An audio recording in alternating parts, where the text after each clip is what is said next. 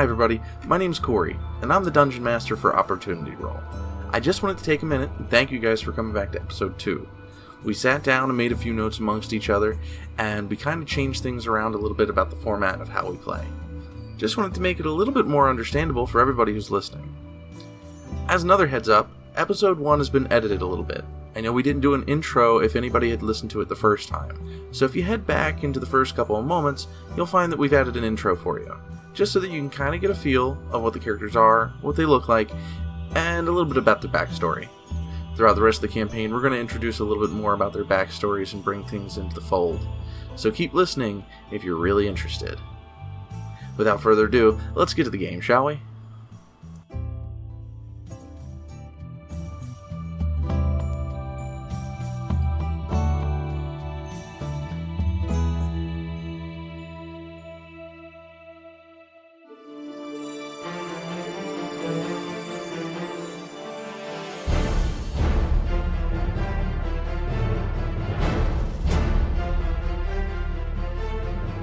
Hi everybody, and welcome to Opportunity Roll, the 5th edition play podcast. Let's go ahead and introduce our characters. Let's start with Winter. Hi, I'm Winter. I play Charity, the Tiefling Clarke. Red. Hi, I'm Red, or Etta, and I play Maggie. The Human Bod. Kate. Hi, I'm Kate. I play Pallas, your friendly neighborhood warlock. Wolfie. I'm Wolfie, and I'm playing Sicarri, your lovable rogue. And Snubs. I'm Snubby as your favorite human wizard, Sebastian Lulamoon. And I'm Corey, your diggity dungeon master.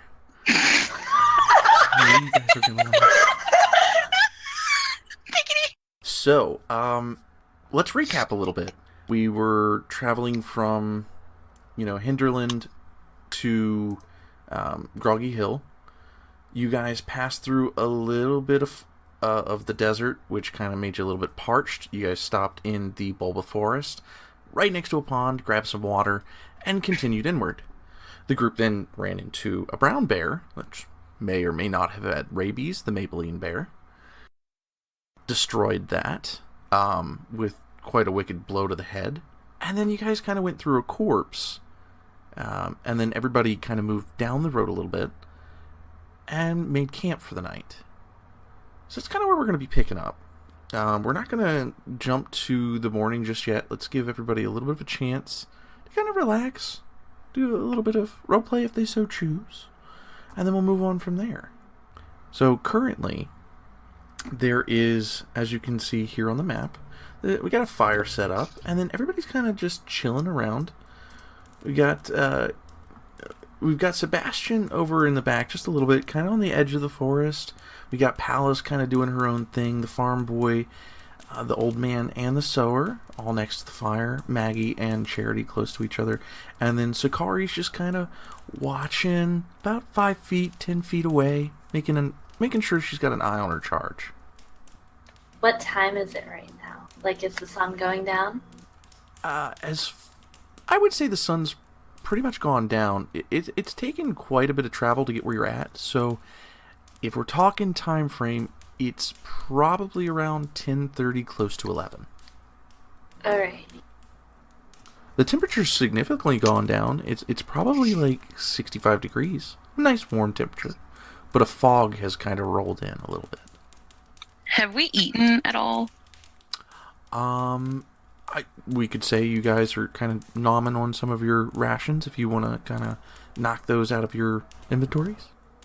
So Charity is going to sit in front of the fire with her rations in front of her on a piece of cloth before she's ready to eat them.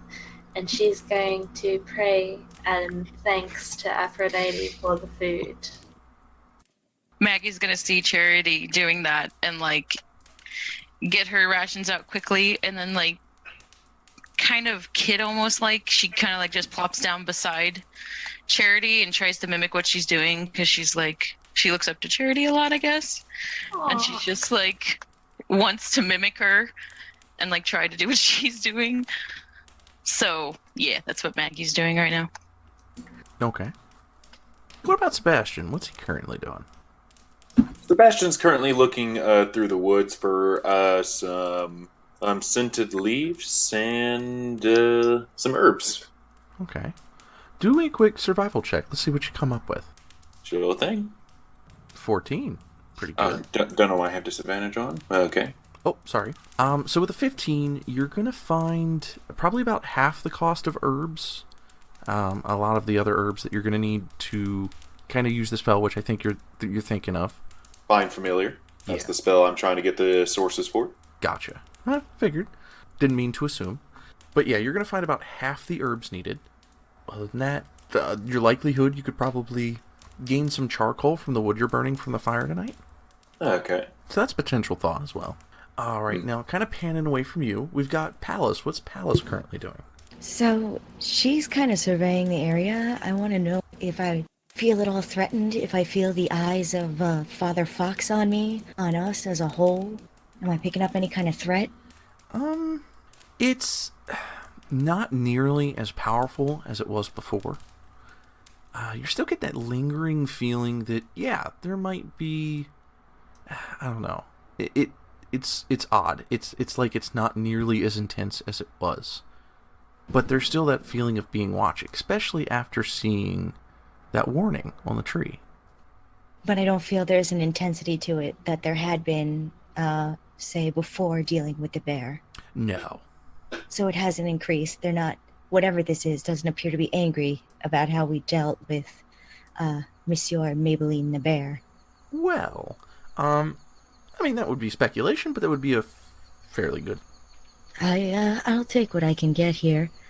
So, I'll wander back closer to the fire. No harm in hanging out with people, appearing to be friendly. Okay. So, as you kind of come up to the fire, of course, the seamstress, she's going to be sewing. The old man's going to kind of pull out this really, really long wooden pipe. He's going to kind of take a couple of puffs and kind of blow a couple of smoke diagrams, almost. It's really fancy, like smoke. Like, one of them might look like a ship, or the next one might look like maybe one of those ladies from the brothel. And he's just kind of laying back. It looks like he's done this for a few good years. Just something to pass the time. The farm boy, he's going to be whittling just kind of a statue out of wood. Nothing fancy. It's not too amazing. But it looks like that's also something he uses to pass the time. Maggie's going to go up to the old man who's doing all these things, and she's look at him like in awe because she's never seen anything like this. Because she's never been outside very much. Mm-hmm. She's a sheltered child. Cool. And she's gonna look at him and just be like, wow. Just total awe. I see you like my smoke diagrams. She's gonna nod. I've never seen anybody do anything like that. Years of practice. Years. Can I try? She motions to try to grab not gonna grab the pipe, but she wants to try to grab it. Like motion out to be like, can I try, Yeah, he'd kind of reach out and kind of lean the pipe over to you. Can I intervene? I mean, if you wish to. Yay, because I'm going to be like, no, she does. Sicarrii's just gonna be like, no, she does not need that. Let's not get her started on that, kind sir. Of course. Maggie's gonna look up at Sicarrii and pout and be like, I just wanted to try the fancy rings. Do you know what goes in that pipe, hun? Maggie's gonna shrug. Smoke making stuff? Yeah, we'll go with that. You don't need that in your system. Let's not get there yet. Not right now. I was gonna say thank you, kind sir. Of course. Anytime. So he'll lean back, and he'll take another couple of puffs. This time he'll blow a couple of rings. Still giving that show for her, because it seems like she's fairly interested in that. Does anybody have anything else? Yes, Charity is going to watch Maggie's wonderment with this, the smoke blowing, and lean over to her and go, oh, sweet child, what are you doing all the way out here? Oh, Maggie's gonna look over at Charity and be like, oh, well, I used to read these. My dad used to read me these books. Long time ago, he used to tell me about this famous bard. And I wanted to be just like him. And so that's why I'm here. She smiles brightly. Charity's gonna smile. Nodding. That's very courageous. Why did you decide to leave now? Why? Because that's when my father would let me. So the second your father let you leave, you left with nothing but your viola. She nods. Why is that not normal? No, it's just... It's dangerous out here, and you are not the most socially adept. She's gonna look at her blankly. What do you mean? Cody's gonna giggle and pat Maggie's head and go, "Don't worry, child, it'll be okay." No, I just don't understand. It's just very dangerous out here, and you don't seem all that prepared. Like, look at the bear. You tripped, you almost died. That was not good. But it was fun. I didn't die. As soon as you kind of say it was fun, the farm boy is going to kind of speak up a little bit. That was not fun, sweetie. Let's put it this way, there's a man dead back that road. And you got gashed pretty hard. We have 3 other people who don't know how to fight. That was scary. Not fun. And he's going to kind of give you like this, why on earth would you think that was fun kind of look? Maggie's gonna look between everyone that's looking at her now, and she's gonna like shrink almost into herself and kind of like shrink away and just nibble on her food, like staying quiet. Like her whole demeanor has changed. Charity's gonna lean over and notice that she made her upset. I'm sorry, child. Here, take this. And she's gonna hand her the holy symbol that she's been carrying around and go, hang on to this. This is my holy symbol. Please don't lose it. But it'll help you keep you safe. Maggie's gonna smile gently at her and push it away and put it back in her hand and be like, no, it's okay. Thank you, though. You're very kind. And she's just gonna nibble on her food quietly. So Max is gonna see all this smoke stuff going on, and he's know everyone's had a rough day. He's gonna walk up to Maggie. It's like, you like this smoke trick right over there, right?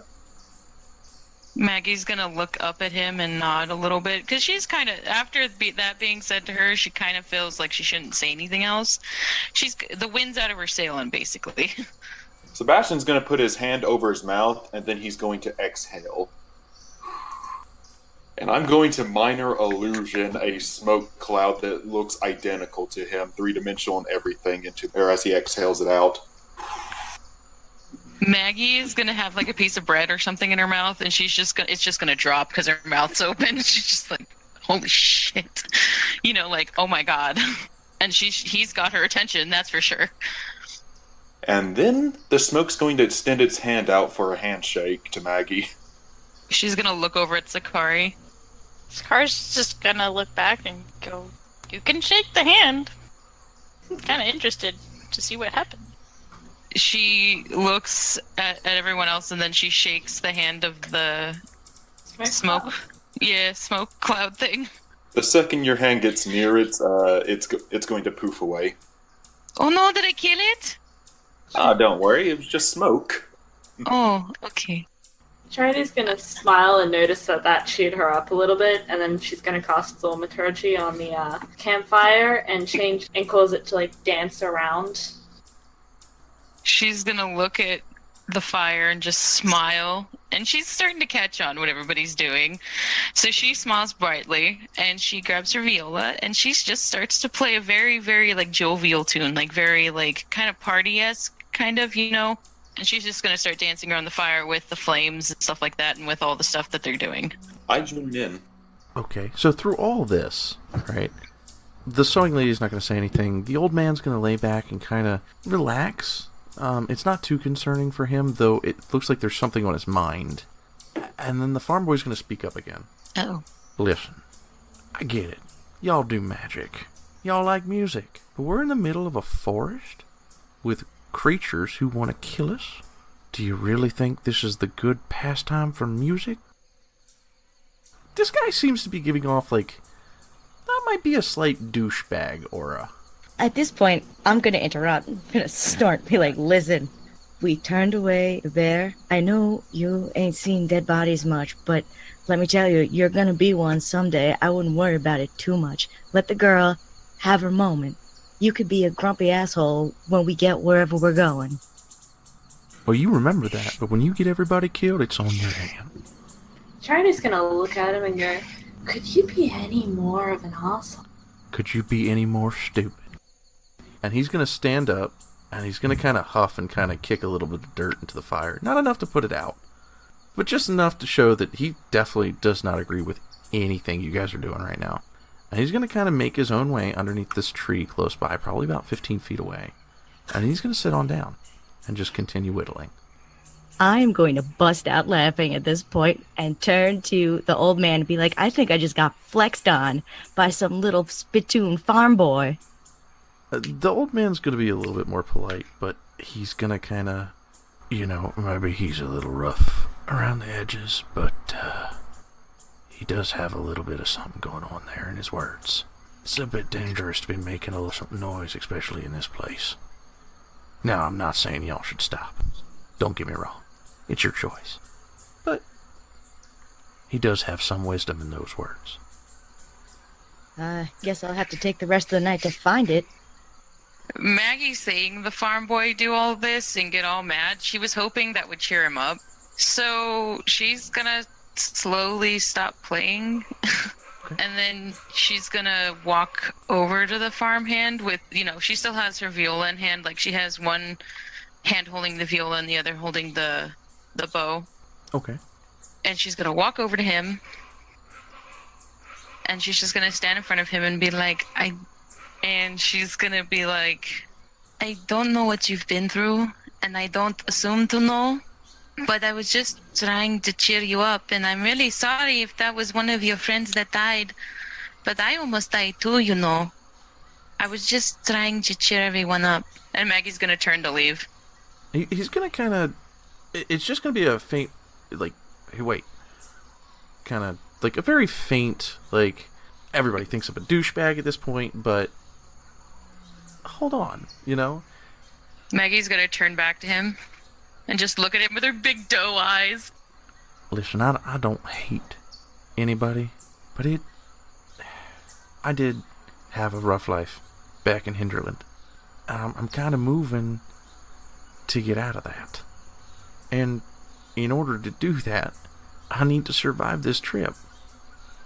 Or else everything that's been done is for nothing. It took a lot of saving to be able to make this trip. I just don't want to be dead before I get there. So, listen, I'm sorry if I was a little rough. But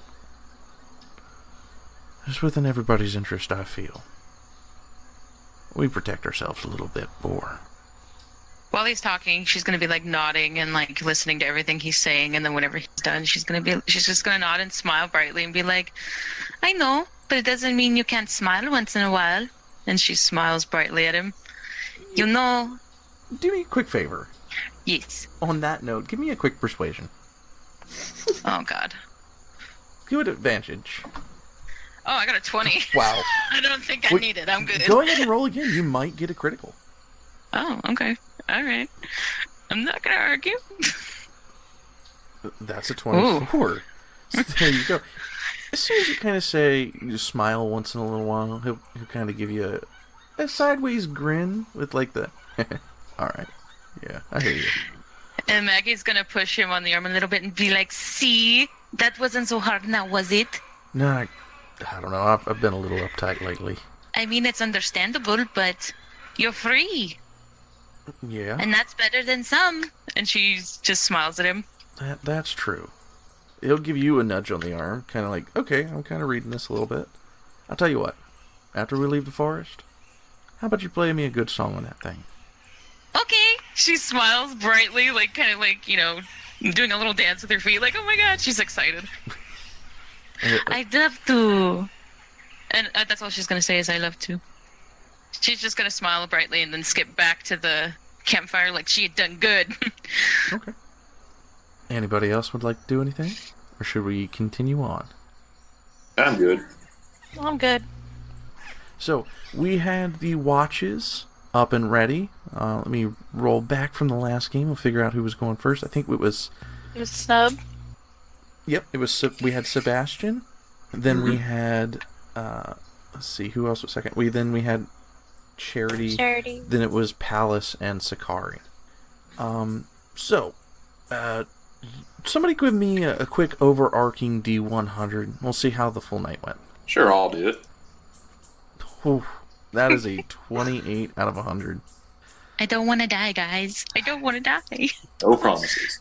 At this point, yeah. Well, no. But here's what's going to happen. We're going to say about half the night's kind of gone through, and Pallas, you're like third in line here with watching. Let's get forward to Sicarri, because I want to say you guys got most of this night done. It is just around the edge, and now normally, Sicarri, in kind of like in the mornings, the sun rises, everything gets hot, you've just been in the desert, but in the forest, in this forest, it's not going to get very bright.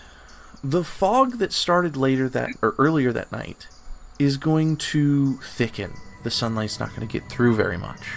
And it's going to create like this lighter area of thick, nasty fog. And it's an eerie feeling. As you're kind of looking down the path, it's almost spooky. Do me a quick perception roll. Please do better than the last time. Oh, yeah, that's a lot better. This is 17. That was a 17. That's a good one. You're going to notice a weird light is just off in the distance, and as it gets closer, you're going to notice a little bit more. It's going to illuminate almost as much as a torch, and it's going to kind of hover probably about 20-25 feet away from you. It is green in color, I guess I should say. Sicarri's just gonna go over to Pallas and wake her up. Okay. Quietly. Yeah, what? And then she's just quietly going to point over at the orb, just to let her know that there's something there, but don't make too much noise. I'm gonna scramble out of my bedroll and, reach for my quarterstaff, and I'll motion to Sicarri to be on guard and stay. And I'm gonna slowly start to approach. As she's doing that, Sicarri is gonna walk back and wake everyone else up, slightly nudging them, and holding a finger up to her mouth to symbol quiet. So everybody's kind of getting the nudge from Sicarri. Yeah, what's going on now? Maggie's gonna be like, I don't want to get up yet. In the name of Aphrodite, what is going on? Once everyone's awake, she's just gonna start pointing over where Pallas went towards the green light. Here's what we're going to do. We're going to cut away to the green light a little bit while you're waking everybody up, because that's going to take a little bit of time. Mm-hmm. Pallas, how Yes, sir? close are you getting to this thing? Well, I would like to be approaching in a cautious manner, with my quarterstaff in a position ready to defend. And I would like to be trying to see if there's any kind of creatures, like am I being tricked by a firefly, or do I know anything in this area that does that? Any kind of, bioluminescent sort of creature that's hanging out in these woods, in this area? You could do me a quick nature. I will do that, yes. I also like that you used bioluminescent. Not a lot of people use that word. The lighty-uppy, but nature says so. I love that description. I'm keeping that. So, with an 18, no, there's nothing in this forest with anything like that. Whatever this is, it's not natural. Do I know any kind of folklore, like a will o' the wisp, any kind of something that's bringing to mind in association with the fabulous Mr. Fox who appears to be haunting these woods? Do I feel a threat? You're definitely not getting a threat feeling from it. With your nature, you're also going to know a bit about this forest to the point where, there's not really any will-o-wisps. They're not any kind of like lost spirits or floating spells that kind of illuminate anything. So this is definitely out of the ordinary. It's not nature. I don't hear anything else moving out there, like a larger creature or maybe a person using this as a lure. I mean, no, I would say you wouldn't hear any other movement. It's kind of calm and still, almost eerie. There's like a silence in the forest that, oh man, it almost sends a chill down your spine. I don't like it, but I get closer to it. The closer you get to it, you're going to notice that just inside the light seems to be some sort of crystal, and it's emitting this light. It doesn't look to have any kind of horribly sharp edges, no naturally occurring defenses that you can see just off the bat. And as you kind of get closer to it at this point, everybody else is going to be kind of up and awake, and they're going to notice this kind of going on. Because of my role from last time, do I know anything about this? Is this connected to the wolf at all? Like I know that you said that it wasn't, but would Maggie know anything about it? With that roll from earlier, probably not. This is kind of a different kind of thing. It's definitely not connected to Father Fox. Okay, cool. Just wanted to make sure. Of course. Well, when Maggie finally does get up, she's gonna look at everybody and be like, "What are those?" Am I close enough to try to knock it out of the air with my quarterstaff? I mean, if you want to try. Like, I'm not even going to try to hit it hard, but to see if it's suspended or what's going on. I essentially want to poke it with my quarterstaff. Oh, okay, so you just kind of want to give it like a nudge. Yeah, I just want to see, like, is it hanging from a rope? What's its deal? Sure. I mean, go ahead and give me, like, a quick dex check. Alright. So that happened. I rolled a 6. Okay. Sports fans. Ooh. Alright, let's see what it's got. Uh-oh. It is definitely going to move out of the way. Well, it definitely doesn't want to be poked. You can get that much from it.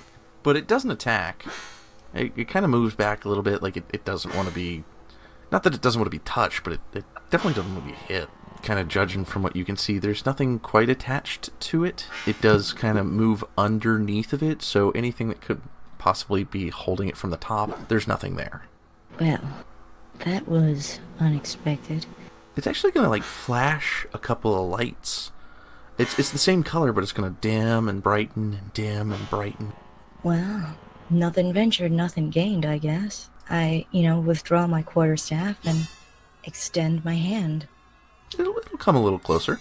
And just lay it flat out and kind of make a cup, like a beckoning little cup.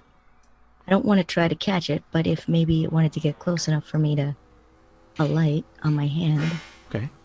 So there's a distinctive light between the front of this thing and the back of it. You can definitely see there's a dim towards like where it's facing or where it's perceiving things and where it's not. So it's going to move not necessarily into the cups of your hand.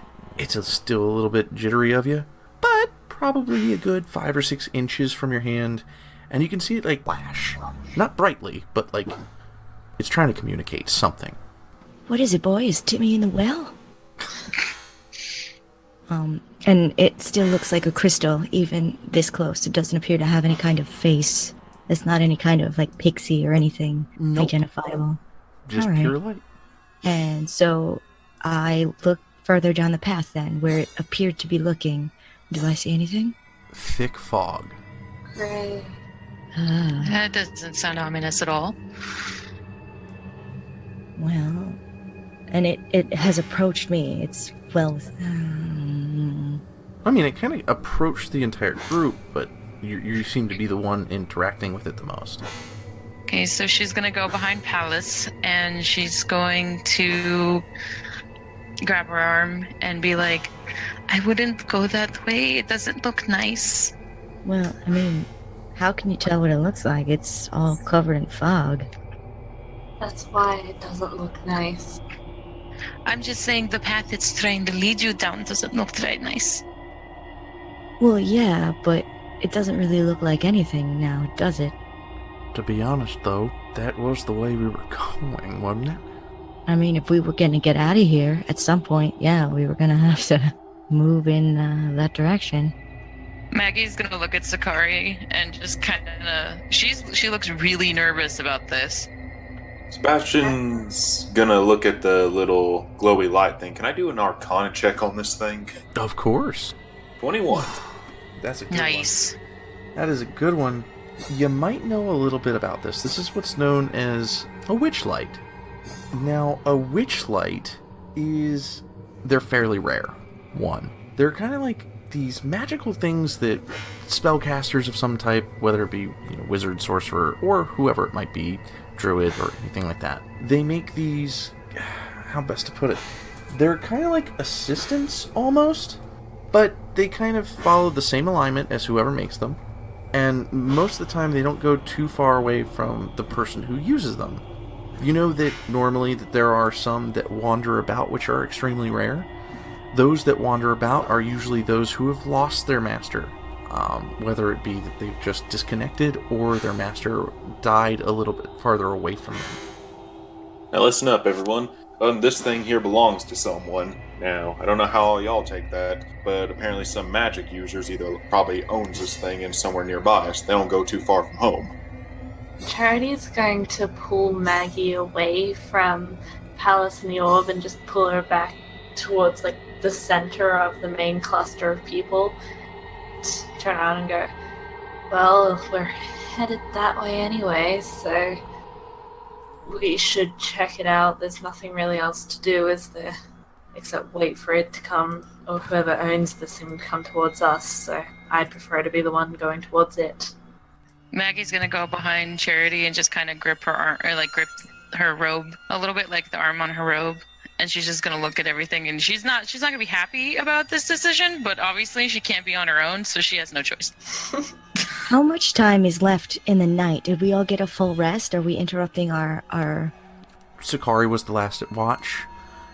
She's already got her full rest. A full rest is defined by 8 hours of sleeping with anywhere between 1 to 2 hours of light activity. So that's kind of what gives you guys the ability to kind of keep watch and everything. But Sakari was the last at watch, so you guys actually came through your full rest. Alright. So I turn to the group at large, and I say, well, we might as well, settle up the wagons and pack it all in and head out. I mean, no point hanging around then. Let's try to keep the wagons towards the center of the group. That way, if we get attacked from either the front or behind, they won't be taking the brunt of the force. Fair enough. Sebastian's going to raise his hand up in the air, and you're going to hear a loud snap. Minor illusion.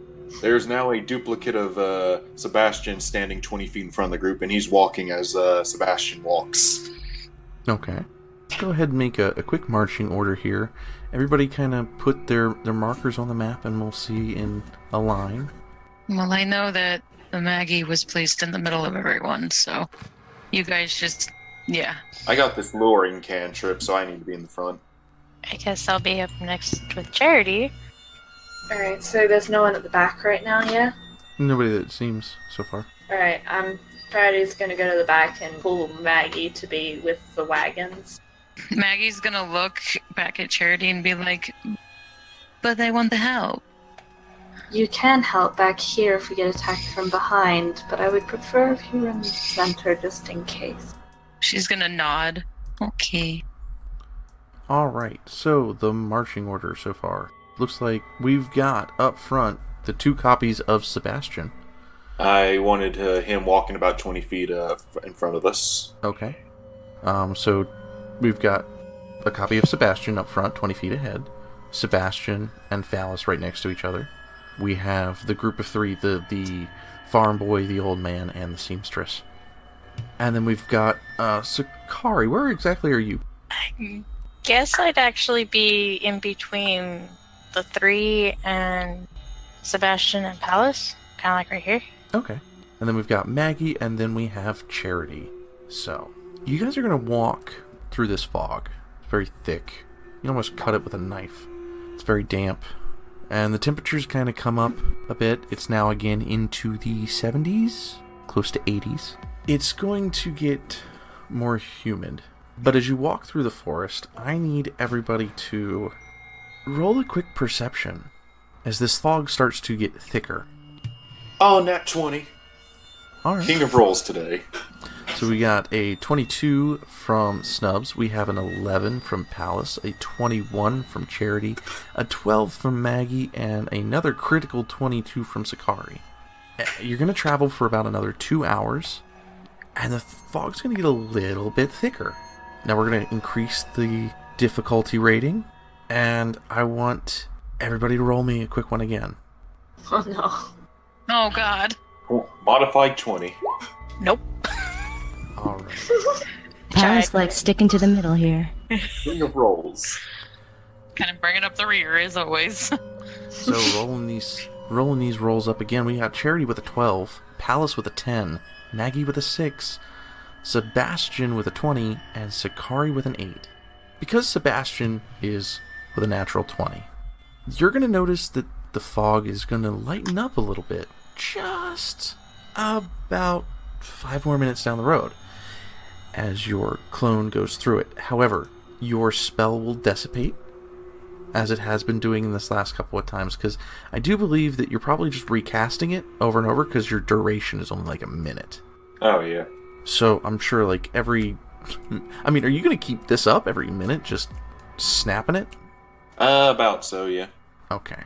I mean, yeah, it's going to kind of come into a clearing as everybody goes through this almost like...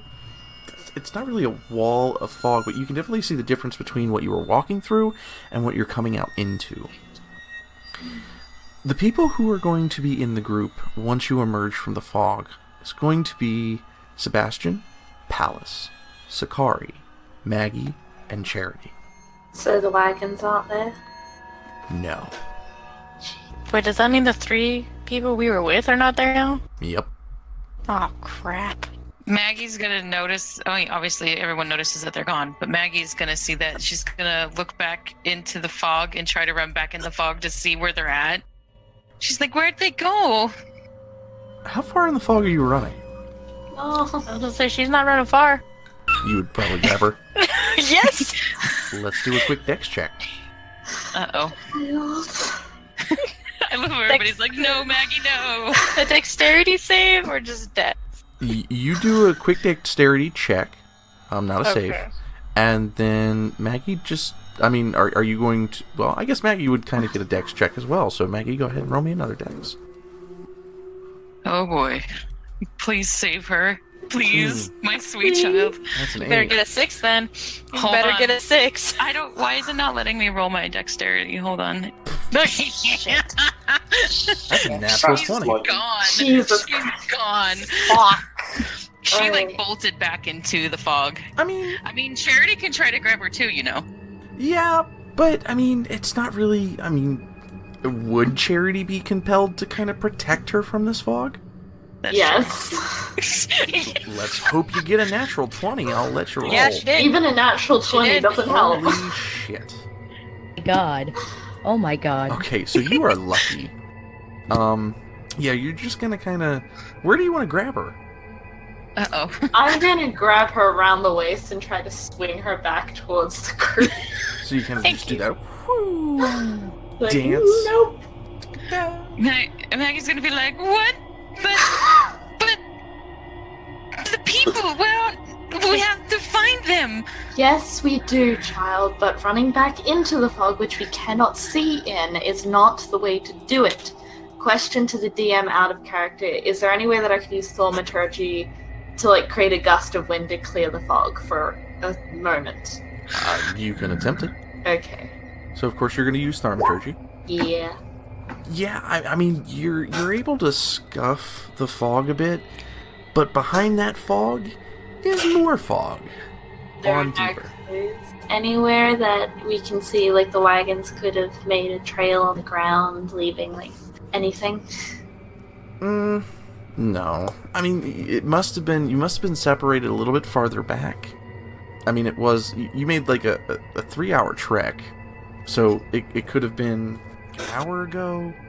My question is, though, is that they were sandwiched between us. How could they have gotten away without us noticing? That is a good question. Probably by sliding off the side of the road. Gonna call it right now, they're ghosts. Okay, well, Oh. Maggie... They're definitely They not were ghosts. dead the whole time. Pom, pom, pom. Well, they're definitely not ghosts. You guys did travel with them for a couple of days before you reached the forest. They were corporeal. Maggie even touched one of them. Yeah. So Maggie's gonna look out to the fog. She's not gonna run out to it because she knows better now.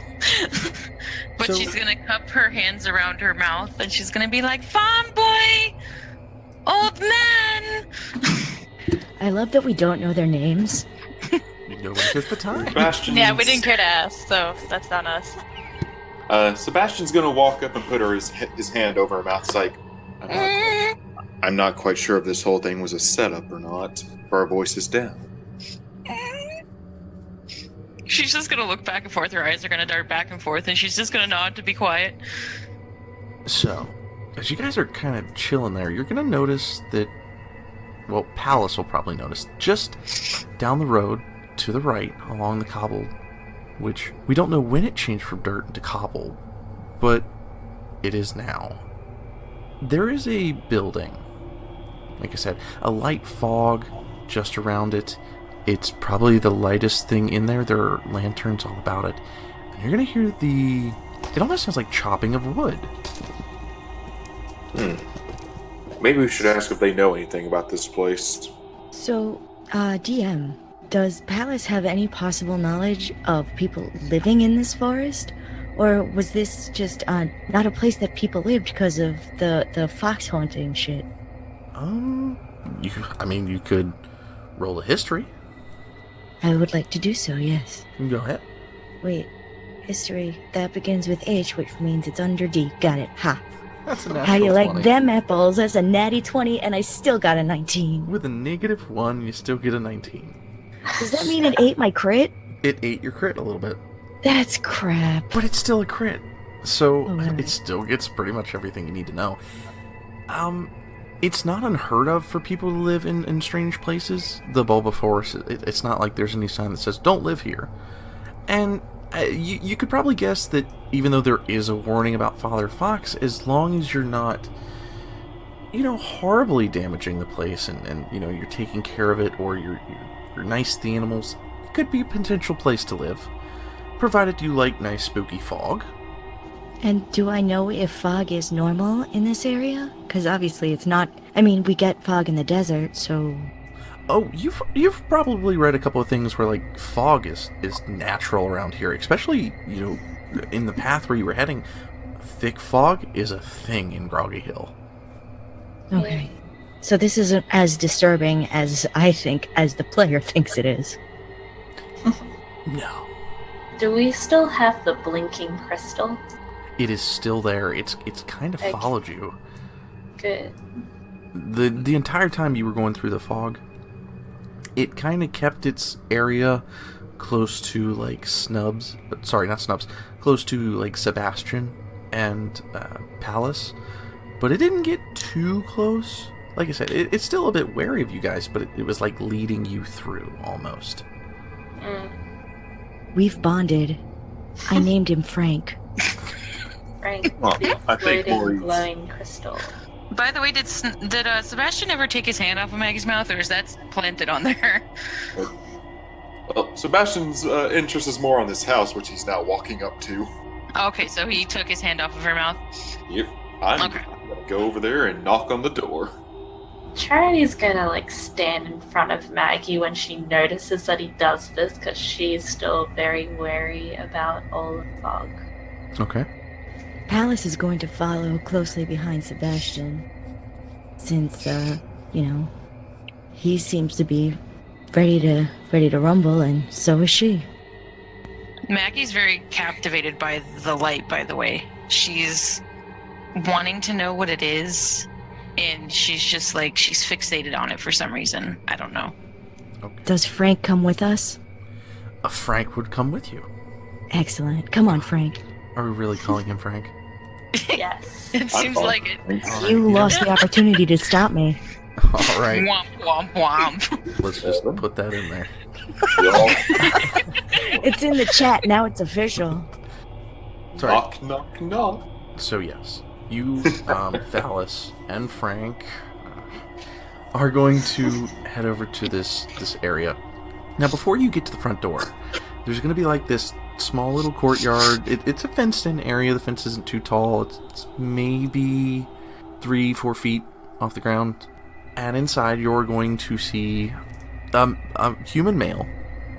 He's going to be, I'd say about 5'8", a little bit on the stocky build. I mean, he's not, like, heavily burly, but he's going to be chopping some wood, and he'll kind of have just some usual clothing on. It's a nice kind of darker shirt, and he's got fine features, nice jaw, and he's going to kind of look over to you. Hello. Howdy, is this your light? He's going to kind of look at it and squint and shake his head. No. I'm sorry, you caught me a bit off guard. I didn't even know anybody was in the forest. Neither did we. Just passing through. Oh. Well, in...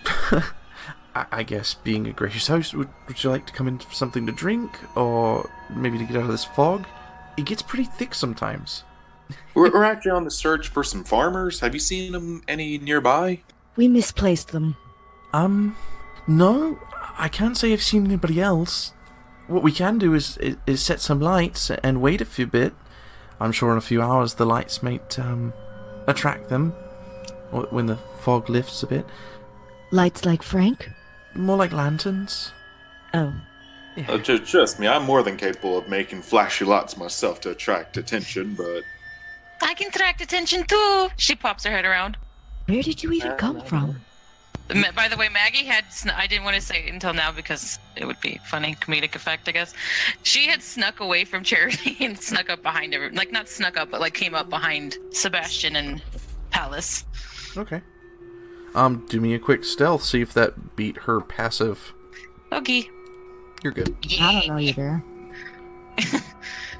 Oh, you have many friends. Where's my manners? My name's Cole. And he's gonna kind of reach a hand out. Maggie's gonna take it quickly and be like, I'm Maggie. Nice to meet you, Maggie.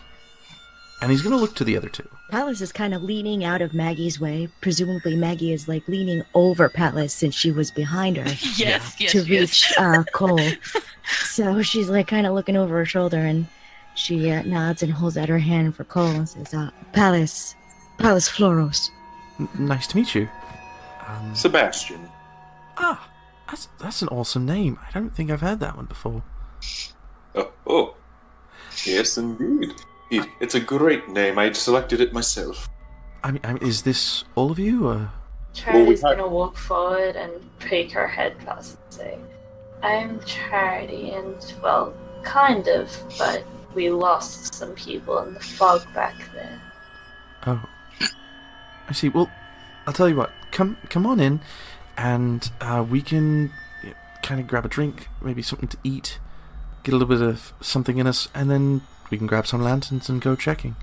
Maggie's gonna turn around and call out for Sicarri. Sicarri, where are you? We're good, thanks.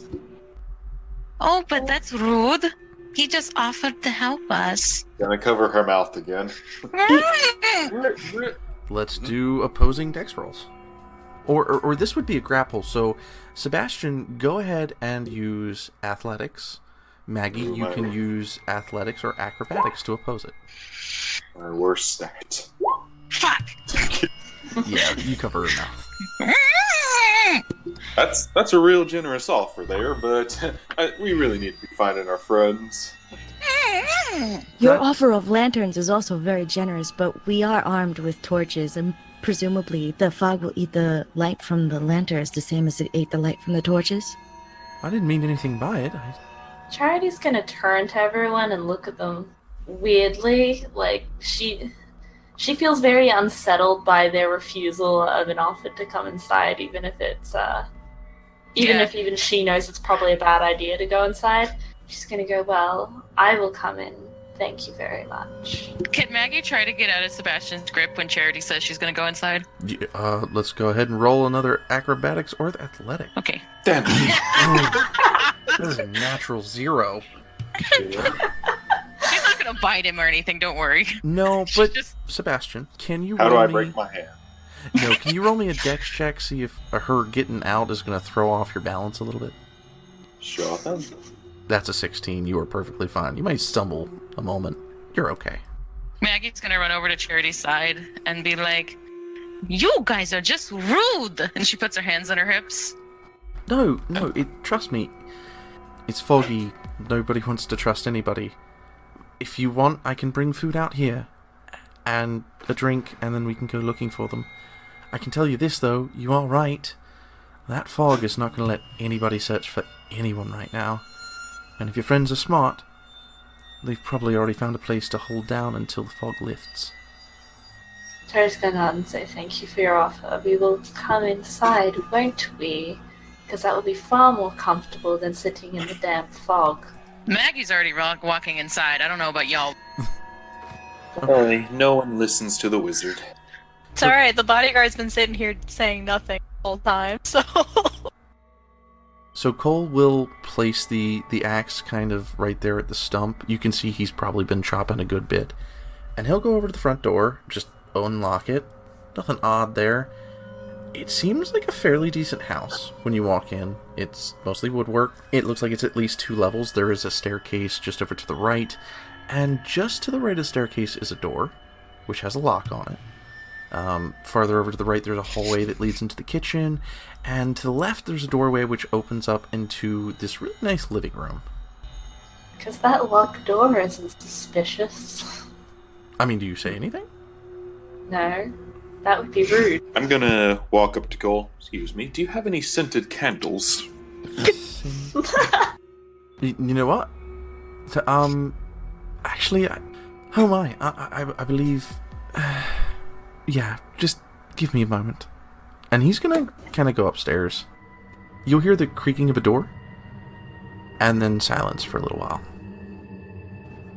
So is anyone else creeped out by this guy? Obviously not those two. Guess you haven't heard any campfire stories. Well, of course I'm a little scared of him, but it would be rude to not accept an invitation inside. Plus there are, 5 of us, and there are 1 of him. He seems really nice. You know what? Heaven forbid we be rude to a complete stranger who we'll never see again. You know what else would be rude? Getting murdered. Well, Sebastian, why did you want the scented candles? I need it. For For a little concoction I've been whipping up. So as soon as you say 4, you might get out the little concoction, and then he's going to come down the stairs, and he'll have kind of like a greenish and almost a bluish kind of candle, and he'll hand him over. Ah, yes, thank you. Of course. Good. Now, I'm gonna pocket that. If I might, what would you need those for? I need it for a spell. Now, I'm planning on resummoning a familiar. All I need now is a brass, what was it, brazier, and a few more herbs. Oh, so you're a magic user. Of sorts. That's pretty cool. And as he's saying this, he's kind of walking towards the kitchen. I'll follow. So he'll make his way in, and he'll start grabbing a couple cups. He'll kind of pull over a pot, and he'll kind of fill that up with a. There's like a basin of water just over in the corner, and he'll kind of dip it in, pull out some water, and so, all right, in Talalia, my continent, there are levels of magical items. There is everyday useful to oh my god legendary bullcrap.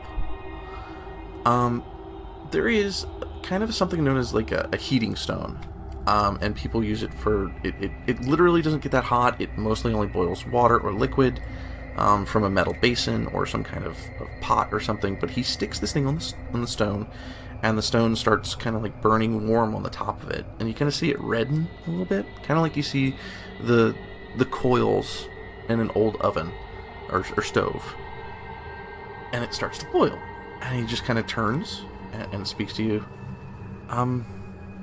Yes. So, what's you guys kind of traveling through? Maggie's totally surprised by this, by the way, because she's obviously never seen one of these before. She's gonna touch it. She's gonna go attempt to. Secarrii's gonna be there right behind her. Well, I mean, is she really gonna know that she's gonna touch it? Secarrii's been watching this the whole time, not saying a word, so yes. Alright, well, Red, roll me a dex. Sicarrii, roll me a dex. Oh, I did a dex save. Whoops. Yeah. There you go. So, of course, Maggie rolled a 12, and Sicarrii rolled a 23 with a natural 20. Holy crap, how many naturals are we going to have tonight? Oh, okay, I got it. Okay. Not enough. Apparently. Many as the game allows. So, Maggie will probably reach out, and Sicarrii will kind of, grab her, elbow, kind of pull it back. Cole is going to notice this, too. He's going to kind of, reach his hand out, just in front of her hand, whoa, you don't want to touch that. That's so cool, though. She smiles. They're only about 5 gold in town. I'm sure you could probably pick one up over in Groggy Hill. I wonder if the cook in my palace had one of these. She smiles brightly. You had a What? palace? Secarrii's gonna look to Cole and be like, I am so sorry. She's still new to the world. I'm not new to the world. I just don't know this life. Okay, he's gonna give you this quizzical look, but I mean he's shake his head and he's gonna turn back to Sebastian. So, as I said, drinks and food. He's gonna kind of walk over to this cabinet. He's gonna pull out this waxy paper, and inside of it he's gonna unroll it and have some cheese. And he's just gonna kind of just grab a knife from a block. And I assume everybody's kind of tense at this moment. So as soon as he starts reaching for a knife, people might get a little antsy. But does anybody Charity might grab her dagger and just hold it hold it next to her leg, very quietly, trying not to draw attention to it. You know what? Go ahead and roll me a stealth. I suck at stealth. This is going to be very bad. That's a 19. So he's not going to notice this. But he'll quickly pull up the knife, and he'll lightly slice the cheese, and then he'll throw it into a separate basin. It looks to be kind of like a soaking water before you wash the dishes, and he'll just kind of leave it there. And then he'll turn back to the group and kind of, after putting it on a tray, he'll be like, hey, here you go, some cheese. I mean, it's not much, but it's food. Charity's going to smile and say, thank you very much. And then, as always, she's going to pull out her holy symbol and pray her thanks to Aphrodite. Okay. Kind of sensing that things probably haven't been going so great yet so far, especially with nobody wanting to come in and kind of refusing a little bit of his help. He'll kind of get this tense feeling of the group, and he'll take a piece of cheese and he'll chew it and swallow it right in front of you. Aphrodite finishes praying. She's going to happily take a slice of cheese and nom on it. Maggie is going to take one and chew on it, and she's just going to sit there and be like, mmm. So, he's going to go ahead and, as you guys are nomming, he's going to kind of go back to that crate, and he's going to pull out, one or two lanterns and a jar of oil, or kind of like a flask almost. And he'll set it down over on the countertop in case somebody needs it, and he'll look just out the window above the basin where the sink would be, and he's gonna notice that the fog has gotten a lot thicker. I mean, you can't even see the fence, which is probably about 15 feet away from the side of the house. Oh my. And he's gonna turn back to the group. You guys might want to see this. Sebastian walks up. Of course. How So much you did- want to bet I don't? Of course, everybody's gonna. If anybody takes a look, it's not hard to tell, but this is so thick. It's like a hazy white with like a darkened tint into it, so that it just looks almost pitch black and dark out there. Like no sunlight apparently is almost getting through here. Yeah, Maggie's gonna go and look at what he was pointing at. Like, kind of like trying to look over Sebastian. Oh, well, Sebastian's shorter, so never mind. She's gonna, like, look over Sebastian, basically. So listen, I know this sounds suspicious, and of course the fog's not helping me at all, and I seem really weird. I get it. I'm just trying to help. I've got some extra rooms. We can set you up with a place to stay until the fog gets better, and then you guys can go about your way. Or when the fog clears, I can help you again look for your friends. But going out there right now, I mean, I've lived here for at least a year. That is not getting any better anytime soon. Pallas is trying to take the measure of him. Trying to get a measure of whether or not I feel like he's lying to us or he's little. I just don't trust him. Okay. Can I try to You can- insight him? Go ahead. Roll it. That is 21. He seems on the up and up. Like, he's genuine. He really wants to help, and, you know, he's done everything that he can to kind of reassure you guys that, you know, there's nothing menacing here. I'm not going to hurt you.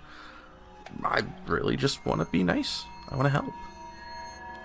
Charity's gonna smile and put her hand on his shoulder and say, "Sir, thank you very much. You have fed us and let us into your home, and that is a very gracious thing of you to do. I will happily accept, and I'm sure most of us will happily accept your help for this evening, since it doesn't look like that fog is gonna dissipate anytime soon." He'll give a smile, and then kind of look around to the rest of the group and see if that's the consensus. Maggie's gonna smile and nod, and I can play music for everyone later. Sebastian's going to still be very skeptical about all of this. Yay! Sebastian, you know, I have an old collection of a couple of books. My belated wife, she really liked magic. You could go through them if you like. Sure, I'll take a look at them. Where are they?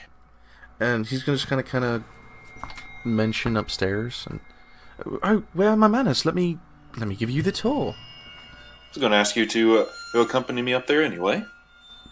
He smiles and kind of gives a nod. Well, and he kind of opens his arm. This is the kitchen. And he'll make his way out to the hallway, and this is the entryway. There's the stairs. That's the door to the basement. It's kind of where I keep most of the tools.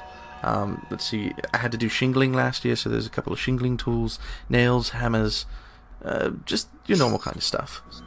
And then he's going to walk into the living room. This is the dining and kind of living area. And he'll come back to the stairs, and you guys will make your way through this. It's fairly nice. I mean, it's not like ornate or anything, but it was nicely handcrafted. You can tell that it was probably made by hand one. And they took a good bit of time on it. Do you mind if I ask a question real quick? Sure.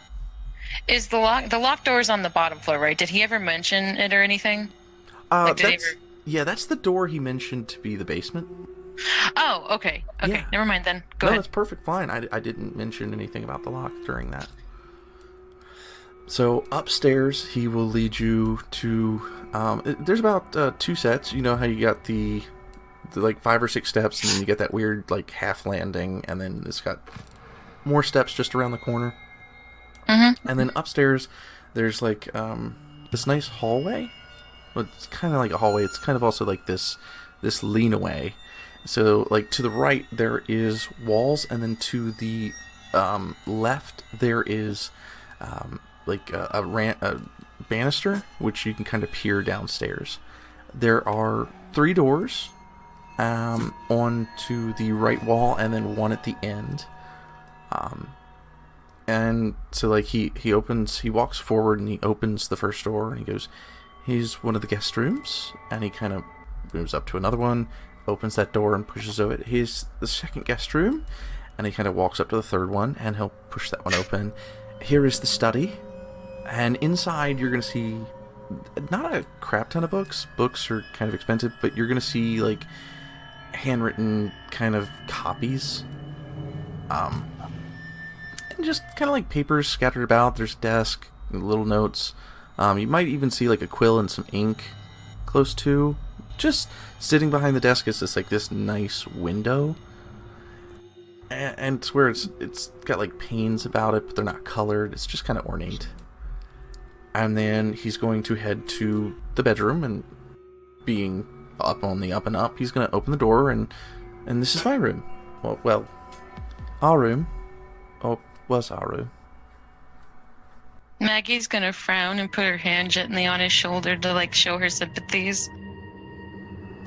He's gonna kind of give this like half smile, like, "Thank you."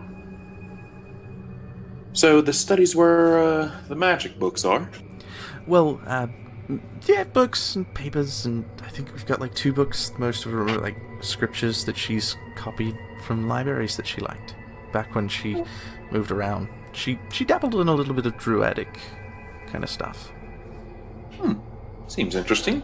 Mind showing me some of the books right quick? Sure. And he'll make his way into the room and kind of look at this. It's like a half-made bookshelf. There's papers on top, and kind of like some have been filed together. Maybe they got like a leather kind of strap bound around them. I'm going to close the door behind us. Okay. Is anybody gonna stop anything? Pallas has Can- every intention of letting that door close, and then she's going to turn to the rest of the party and be like, "So, Sebastian's kind of a jerk, but he's kind of got a point here." What do you mean by that? Charity's gonna say as she looks at her kind of.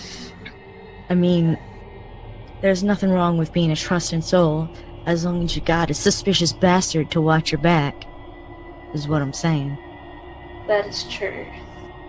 I, for one, had my knife when he took his knife out. I wasn't sure how that situation was gonna go. I mean, Sicarrii's just standing there listening, kind of keeping an ear closer to the door. So cutting back into the room. So then, Cole, this seems to be not your house. The entire forest seems to be a magical place of sorts. A what? A magical place of sorts. The entire forest. Oh, the bulbous forest is a little weird, I'll admit.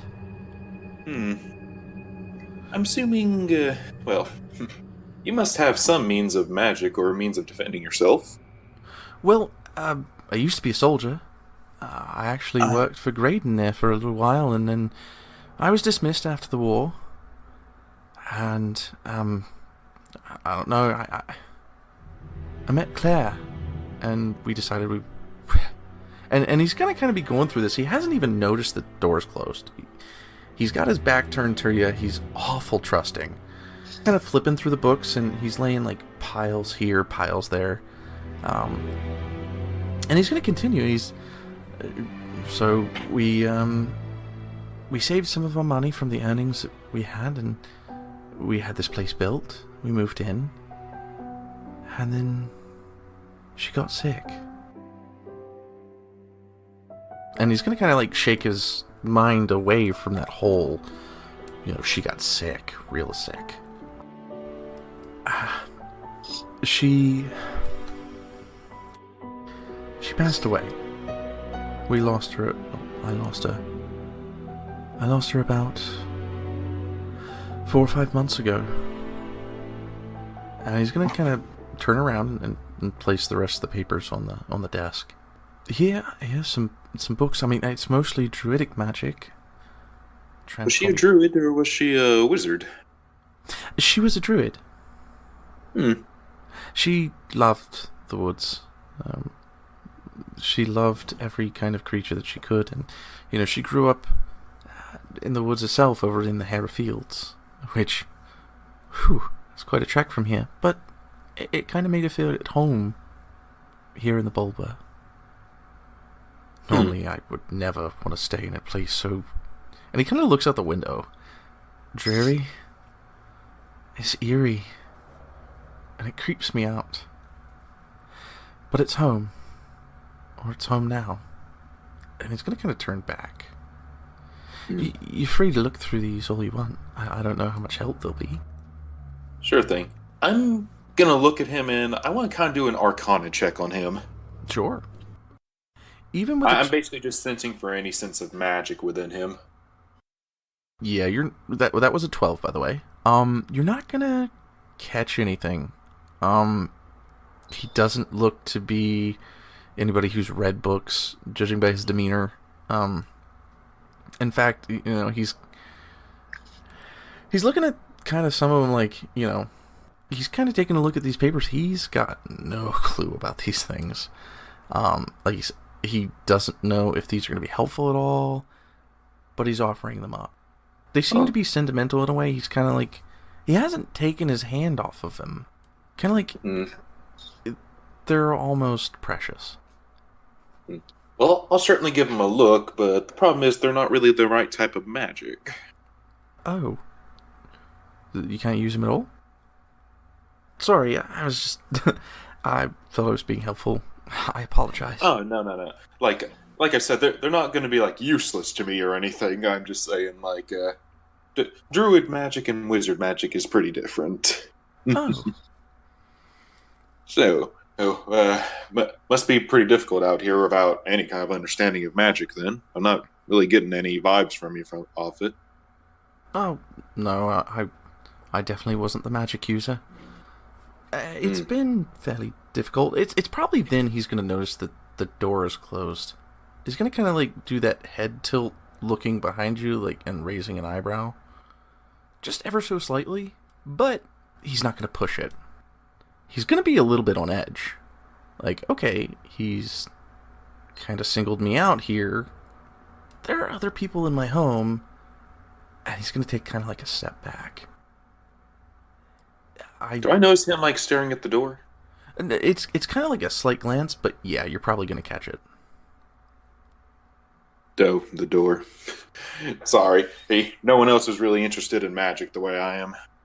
Guess none of them are interested in coming in. Go ahead and roll a deception for me. Damn it! That's one of the things I'm good at. 6. 6. That's a +4 with the 6. Let's see... Oh, you're lucky. This is a flat D20. Am I lucky? That is a 10. He's going to notice something's a bit off, but given the demeanor of the group so far and, the manner of your questions, he's not going to push it. Was mostly just curious as to see if you had any magical abilities. He's going to kind of come around the desk, kind of sit on it, and he'll kind of be like, you can all come in. I'll answer any questions. I know things have been weird, and this just isn't adding up. You can ask me anything. Oh, I was just simply curious. Yes, I know you said your wife was deceased, and I know it'd be kind of hard for me just to come in and say, well, it must be hard to live out here without a magic user. But, it was a question that was on my mind. Is anybody, after the door's open, you're going to hear, the rest of this conversation, he's going to kind of speak up and say, ask him any question. Is anybody else going to kind of come in the room and... Sure. Pallas is kind of embarrassed that, he appears to be on the level. So she walks right in, looks him in the eye and says, so it must be hard. Do you need help bringing that firewood you were cutting in? Where is it going? To the kitchen. We have a wooden stove. Well, I have a wooden stove. It's not as difficult as one would think. I'm used to kind of surviving, but I think the difficult thing is getting over her. Maggie's gonna frown. listen, I'm so sorry. This is definitely not the conversation you kind of want from anybody. It's sad, I get it. But yeah, no, I live here alone now. I upkeep the place. I just, like I said, changed the shingles on the house not too long ago. And, yeah, I hunt game. I used to be a soldier, so I'm pretty good with a bow. I'm pretty good with a sword. If anything comes around, every now and then there's the animals and meat and that kind of stuff. But I promise you, I'm not going to hurt you. Any of you wouldn't think of it. Fair enough. I'm going to try to sit at the desk and crack open one of the books. Just for craps and giggles, give me a 1d6. Oh, 1d6. Okay. 5. Okay, so that's kind of like a book on like beast shape and kind of like transforming, kind of what to expect when it happens, and it kind of gives you like a description of like bone shifting, and it's like, at first it might be off-putting, and it's kind of like in this feminine handwriting, and it continues to say like, at first it's off-putting, push past it, it's not painful, I've done it, but you'll get it. Seems to be an entire book in here about beast shifting, Cole. She do that a lot. Well, yeah, she liked cats, foxes, and I think at one point she was a deer. She hasn't done it, and she hadn't done it in a while. Mike could change an animal, so it's probably the exact same thing. All that and armadillos. Learned the way ways to beat the heat and all that. Oh, I mean, are you guys from the desert? You said heat. Wakefield. Oh. That's at least where I'm from. Quite Where a we're trip. headed from on this journey. We're coming from the desert and we're headed into Groggy Hill. Oh, I see. After looking at all the books around, Charity's going to tap it on his shoulder and go, is there any possible way that you might have a book on languages? Languages. It wasn't quite her forte, but, and he kind of, like, taps his chin and looks around the room. I may have something on Goblin? Charity's going to smile as he goes to look for the book and go, I am a collector of languages. I love learning new languages. I can't say she shared the same view, and neither did I, really. Common was about all I needed. Although, not to say I didn't pick any in the line of duty. So he's going to kind of pull out another little passage, and it's going to be kind of like scribbles of... It looks to be common, and then there's like a translation over to like these weird scribbles. And each are different, but for the most part, you kind of get that it's a translation. It's a rough one, but it'll work. Charity's going to smile and take the book after he offers it and goes, thank you very much. This will be very useful. So, Cole, I do have one last question. They'll stand up and nod. And you can stop me if it sounds like I'm being a bit forward or blunt about anything. So, man and woman, in love, probably good-paying jobs, high crust of society over in Graydon. Why Groggy Hill? Well, actually, we're about 2 hours into the forest. But I mean, to answer the question, like I said, she liked the woods, and she wasn't much for people. Back in the day, I really wasn't much either. I was headstrong, and, the 18-year-old boy that I was, I didn't really like any of my superior officers much, and so we made the decision we were just going to start anew. If we got bored, then we could take the 2 or 3 hour trip into Groggy Hill and visit people and have interactions, but we wanted it to be alone, slightly secluded. We liked each other's company, but weren't fond of many other people. That's changed, though. It gets boring and lonesome sometimes, so it's nice having visitors. Sebastian's going to close the book, so why are you still here? And he's going to kind of, like, rub the wall of the place. I can't bring myself to leave. This is where we spent our last days. Fair enough. I'm gonna go for another one of the books. Okay. He's not going to stop you. Yeah, just go ahead and give me another d6. So you're going to grab another one. So it's just going to be like kind of like communing with nature and finding your center and pretty much that. Okay. Sebastian's going to verbally say, hippies, and close the book. He'll give like a half smile at that. At this point, I'm ducking out of the room. This is all lovely books, wonderful literature. So happy for all of you. I'm gonna go get that firewood, bring it into the kitchen, and if it's not finished being chopped, I'll finish chopping it. I'm going to say you're going to head down the stairs, around the corner, and down to the front door.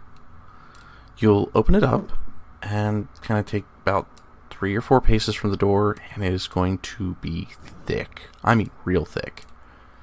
Although, with your memory, you're going to be able to kind of remember exactly where that was at, so you'll kind of grab a couple of handfuls. Turn back around. You're going to see something. It's going to be like almost an instant, and then you're going to kind of like flicker your eyes. Almost wondering if you had seen it. It's a female silhouette. Flowing hair. Ever so much, kind of like wispy, willowy, opaque. Sorry. Can Sicarri go with? Or at least follow behind her to help her, since she has dark vision. You could. I'd say you'd probably have the same experience. Okay. I look around, real quick. Just, is Frank around? Is it maybe that what I saw? Like, moving out the side of my vision? No, just off to the distance, you notice that, Frank is inside. He's kind of at the doorway, just staring back at you. Did you see that? That was kind of weird, wasn't it, buddy? He blinks a couple of times, but, you can definitely see, the light beam of his view shakes back and forth. Only you understand me, Frank. So, I would assume you guys would continue back inside? Yeah, I would bring as much wood as I could carry into the kitchen, lay it up by the fireplace. I guess it's too foggy to chop anymore. In Dungeons & Dragons terms, fog like this, you would probably have to start rolling at disadvantages. So I wouldn't want to wield an axe. That's fine. Yeah. So then I just put everything in the kitchen, organize it, stack up the wood in a nice cord, and... Maggie's gonna, look around to see if she can help in any way, but she's doesn't know what to do. So she's just gonna sit in the corner and just twiddle her thumbs, humming lightly to herself. Moving kind of out of the room, Cole will allow you guys to kind of read through the books, but he'll motion back towards the door, and he'll motion down the hall a little bit. You guys can stay in those rooms. They're free for pretty much anybody who needs to use it. Of course, I'll be in my room, and I like I said, I'm not sure how long this fog will be, but you're welcome to stay. And when it clears up, we'll go looking for your friends. Or if they come, then we can board those up too, until the fog lifts. Thank you very much. That is very kind of you, Charity says, before taking her book and going to find a quiet corner to start reading and learning. I start making rolls for learning. Go ahead and give me a quick intelligence check. That's an 18. With an 18, you're going to get a good decent start, but this is going to be some difficult reading.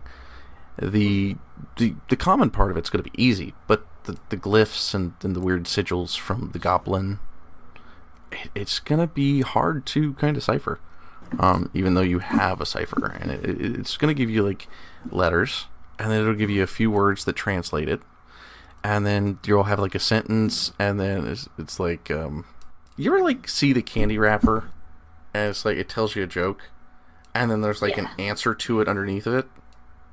Yeah. But it's upside down and weird. Kind of like that. Alright, so I have a basic grasp on the alphabet then, or? Also, you're probably going to get a basic grasp on about half of the alphabet, but not all of it. This could take months, maybe. As you are reading, I would assume you probably made your way kind of out in the hallway. There's another ornate window and a sitting area, just kind of across from Cole's bedroom. with a couple of pillows just there so you can read. You're going to get this slight chill down your spine that wasn't there before. The temperature's going to go for about 3 seconds or most, just enough to make those hairs on the back of your neck stand a little bit. Charity will probably just pull out her common clothes, I guess, and put the shirt over the top of her armor and undershirt, try to get a little bit warmer. What's everybody else doing? I mean, so Pallas and Sicarri are downstairs. They've just brought some wood in. We've got Maggie kind of in the corner doing her own thing. Sebastian's kind of reading through, and Charity's doing some reading. I mean, Maggie was going to start playing very lightly. Like, she wasn't going to start, like, full blasting, but she's going to start playing because she's really bored. So she's going to start playing her viola, like, lightly. Not enough to, like, hopefully not disturb anyone, but she's playing it very lightly. So, since everybody's got their own thing to be doing, or, would we want to kind of speed up things a little bit until either the fog lifts or maybe it might be later in the evening? So, I did have one idea. What was that? I'm going to go up to the front door and see if I can find light. Not like actual light, like... Oh, so like you're looking for Frank. Yeah, I'm looking for Frank. He's kind of not at the front door anymore. He's made his way into the living room, and he's just kind of around the girls. Frank, come here.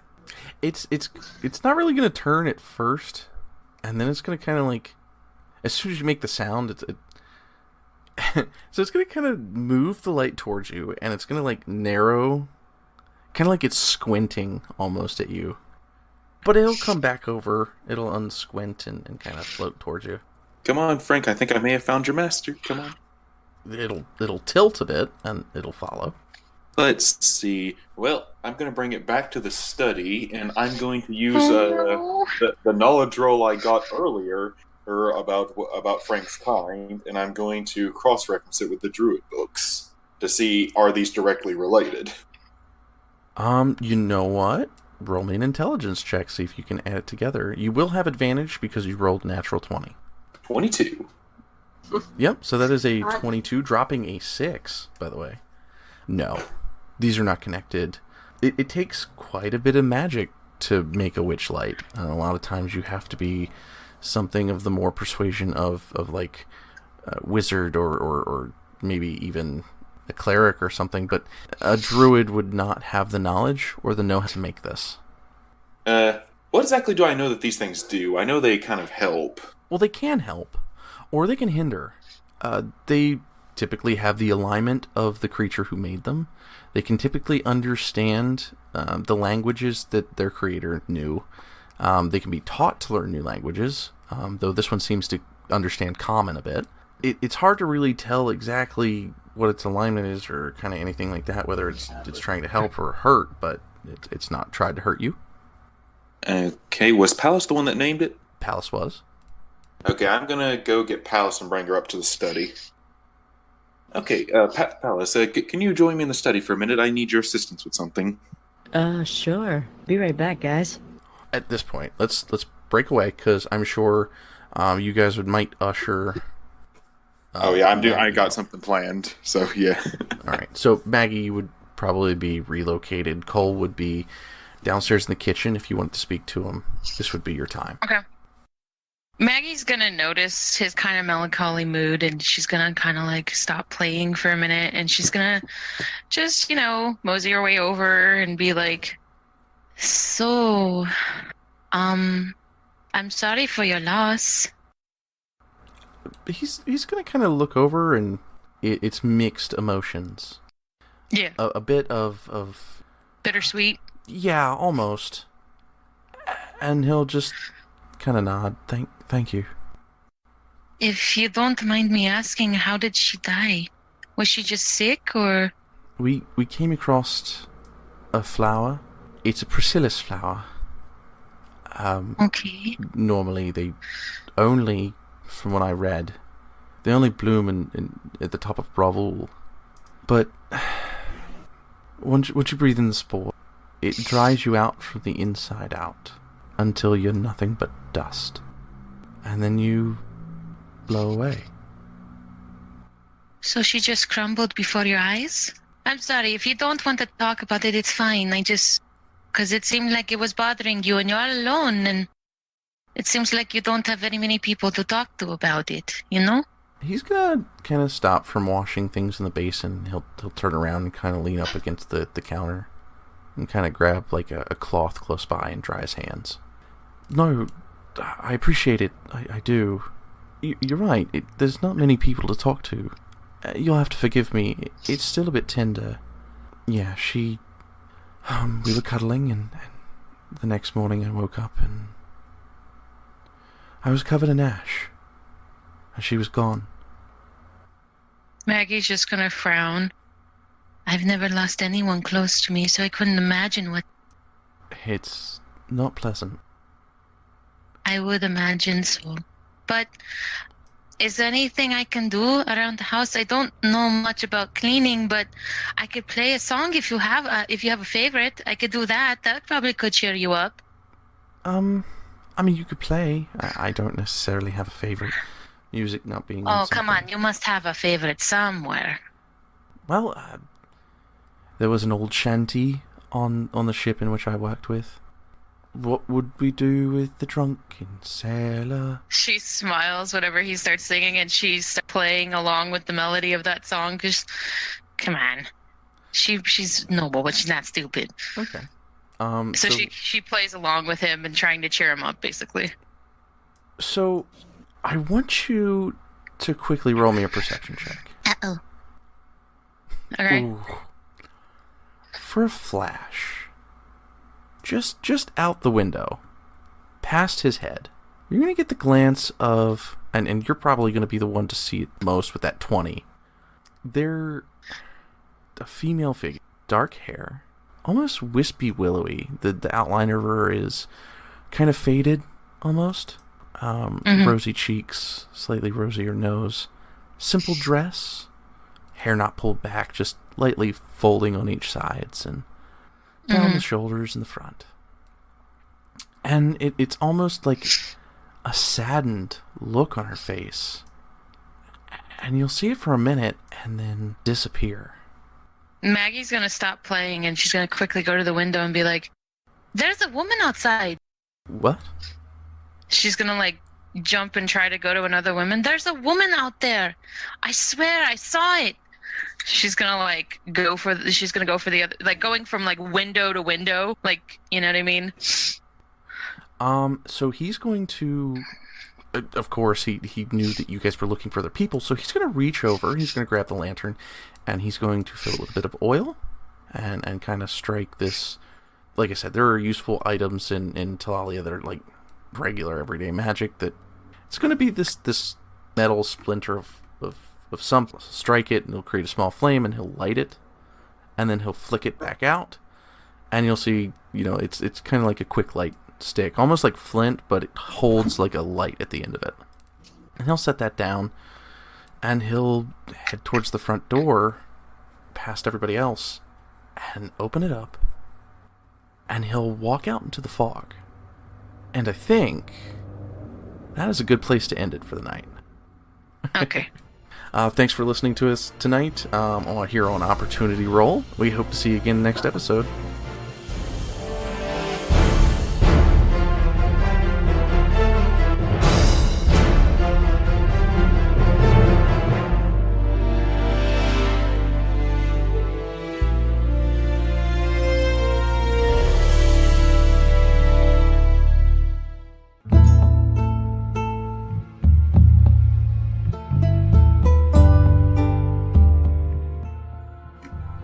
Hi everybody, it's Corey, the Dungeon Master from Opportunity Roll. I just kind of wanted to take a minute and thank everybody for listening to episode 2. We had a lot of fun making this episode, and we hope that you guys had a lot of fun listening to it.